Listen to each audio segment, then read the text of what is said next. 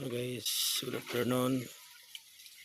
So, malapit na matapos yung ating pinagpagawang bahay ng kambing.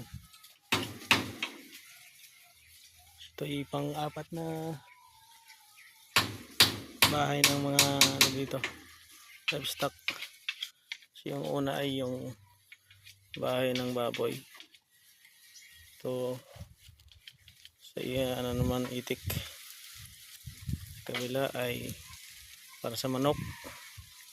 Ito yung pang-apat na bahay ng kambing.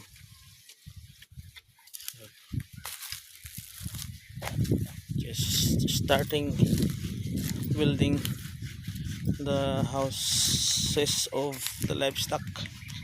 Ito yung pinakauna ng mga baboy natin. Magiging sila breeder. Angled. Maitik natin. Ayun yung andun yung kambing. Dalawang kambing guys.